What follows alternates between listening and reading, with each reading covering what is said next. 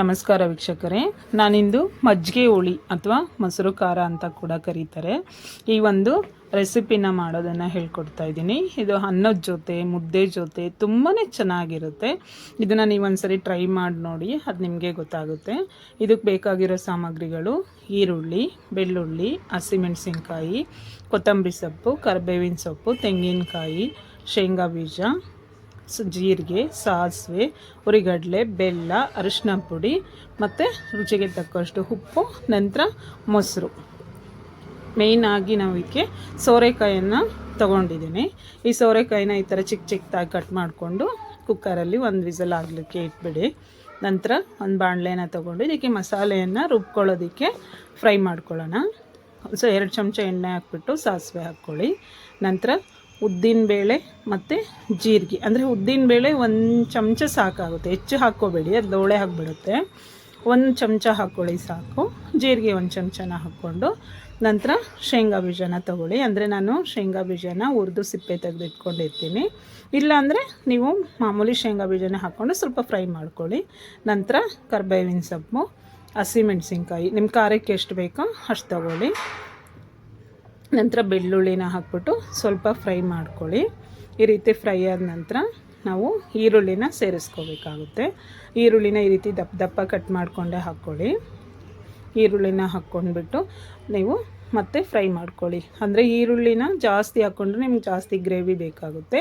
ನಾನು ತಗೊಂಡಿರೋ ಕ್ವಾಂಟಿಟಿ ಇಷ್ಟಿದೆ. ನಿಮಗೆ ಗ್ರೇವಿ ಜಾಸ್ತಿ ಬೇಕು ಅಂದರೆ ಸ್ವಲ್ಪ ಜಾಸ್ತಿ ಹಾಕ್ಕೊಳ್ಳಿ, ಅಂದರೆ ಸಾಂಬಾರು ಜಾಸ್ತಿ ಆಗುತ್ತೆ. ಅದನ್ನು ಈ ರೀತಿ ಚೆನ್ನಾಗಿ ಮಾಡಿಕೊಂಡಾಗ ಇದನ್ನು ಒಂದಿನ ಕೂಡ ಫ್ರಿಜ್ಜಲ್ಲಿ ಸ್ಟೋರ್ ಮಾಡ್ಕೊಂಡು ನೆಕ್ಸ್ಟ್ ಡೇ ಮೊಸರು ಕೂಡ ಸೇರಿಸ್ಕೋಬೋದು. ಹಾಗಾಗಿ ನಿಮ್ಗೆ ಎಷ್ಟು ಬೇಕು ಅಷ್ಟು ಹಾಕ್ಕೊಳ್ಳಿ.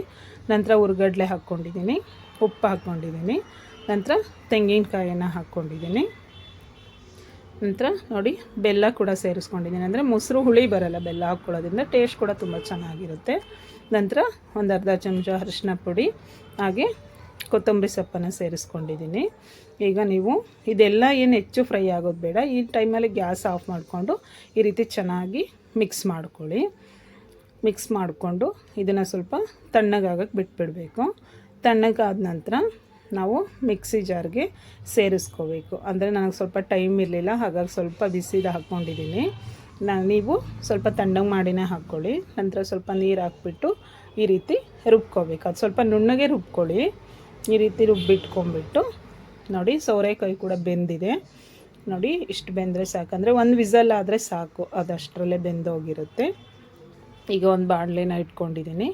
ಬಾಣಲೆ ಇಟ್ಕೊಂಡ್ಬಿಟ್ಟು ಅದಕ್ಕೆ 1-2 ಚಮಚ ಎಣ್ಣೆನ ಹಾಕ್ಕೊಂಡಿದ್ದೀನಿ. ನಂತರ ಎಣ್ಣೆ ಬಿಸಿ ಆದ ನಂತರ 1-2 ಚಮಚ ಸಾಸಿವೆನ ಹಾಕ್ಕೊಂಡಿದ್ದೀನಿ. ಸಾಸಿವೆ ಪ್ರಮಾಣನ ಸ್ವಲ್ಪ ಜಾಸ್ತಿ ಹಾಕ್ಕೊಳ್ಳಿ, ಜೀರಿಗೆಗಿಂತ ಚೆನ್ನಾಗಿರುತ್ತೆ ಇದರಲ್ಲಿ ಟೇಸ್ಟು.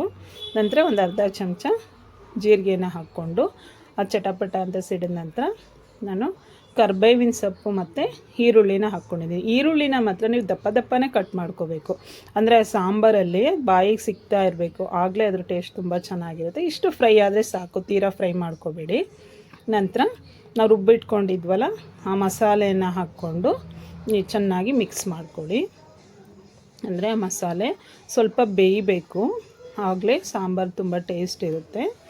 ನಂತರ ನಾನು ಈ ಮಿಕ್ಸಿನಲ್ಲಿರ್ತಕ್ಕಂಥ ಮಸಾಲೆನೆಲ್ಲ ನೀರು ಹಾಕ್ಬಿಟ್ಟು ಅದನ್ನು ಕೂಡ ಹಾಕ್ಕೊಳ್ತಾ ಇದ್ದೀನಿ. ನೀರು ಸೇರಿಸ್ಕೊಳ್ಳಿ, ಏನು ತೊಂದರೆ ಇಲ್ಲ. ನೀರು ಹಾಕ್ಕೊಂಬಿಟ್ಟು ಇದನ್ನು ಸ್ವಲ್ಪ ಚೆನ್ನಾಗಿ ಕುದಿಸ್ಕೋಬೇಕು.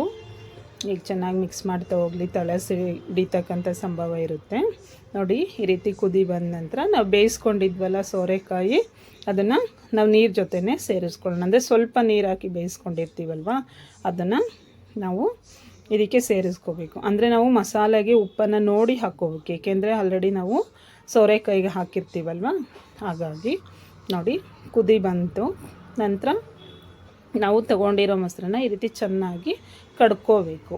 ಅಂದರೆ ಅದನ್ನು ಚೆನ್ನಾಗಿ ಈ ರೀತಿ ಕಡ್ದಿಟ್ಕೊಂಡಿರಬೇಕು ನಾವು, ಇಲ್ಲಾಂದರೆ ಸ್ವಲ್ಪ ಗಟ್ಟಿ ಗಟ್ಟಿಯಾಗಿದ್ದರೆ ಚೆನ್ನಾಗಿರಲ್ಲ. ನೋಡಿ ಈಗ ಮಸಾಲೆ ಕೂಡ ತಣ್ಣಗಾಗಿದೆ. ತಣ್ಣಗಾದ್ಮೇಲೆ ಮೊಸರು ಹಾಕಿ, ನೀವು ಬಿಸಿದಕ್ಕೆ ಹಾಕೋಕ್ಕೆ ಹೋಗಬೇಡಿ, ಚೆನ್ನಾಗಿರಲ್ಲ. ತಣ್ಣಗಾದ್ಮೇಲೆ ಮೊಸರನ್ನ ಹಾಕ್ಬಿಟ್ಟು ನಿಮಗೆ ಎಷ್ಟು ಗಟ್ಟಿ ಬೇಕೋ ಅಷ್ಟು ನೀರನ್ನು ಸೇರಿಸಿ ಮಿಕ್ಸ್ ಮಾಡ್ಕೊಳ್ಳಿ. ಮೊಸರು ಸೇರಿಸಿದ ನಂತರ ನಮಗೆ ಗೊತ್ತಾಗುತ್ತೆ. ಆ ರೀತಿ ನಾವು ಇದನ್ನು ಹದಗೊಳಿಸ್ಕೋಬೇಕಾಗುತ್ತೆ. ಇದನ್ನು ನಾನು ಈಗ ಅನ್ನದ ಜೊತೆ ಬಡಿಸ್ತಾ ಇದ್ದೀನಿ. ಇದು ಮುದ್ದೆ ಜೊತೆ ಕೂಡ ತುಂಬಾ ಚೆನ್ನಾಗಿರುತ್ತೆ. ನೀವು ಒಂದ್ಸರಿ ಟ್ರೈ ಮಾಡಿ ನೋಡಿ. ಇದನ್ನು ನಾವು ಈ ರೀತಿ ಬಡಿಸ್ಕೊಂಡು ತಿಂದಾಗ ಚೆನ್ನಾಗಿರುತ್ತೆ. ಈ ವಿಡಿಯೋನ ಲೈಕ್ ಮಾಡಿ, ಶೇರ್ ಮಾಡಿ, ಹಾಗೆ ಈ ಚಾನಲ್ನ ಸಬ್ಸ್ಕ್ರೈಬ್ ಮಾಡಿ, ಹಾಗೆ ನಿಮ್ಮ ಫ್ಯಾಮಿಲಿ ಫ್ರೆಂಡ್ಸ್ ಜೊತೆ ಈ ವಿಡಿಯೋನ ಶೇರ್ ಮಾಡಿ. ಧನ್ಯವಾದಗಳು.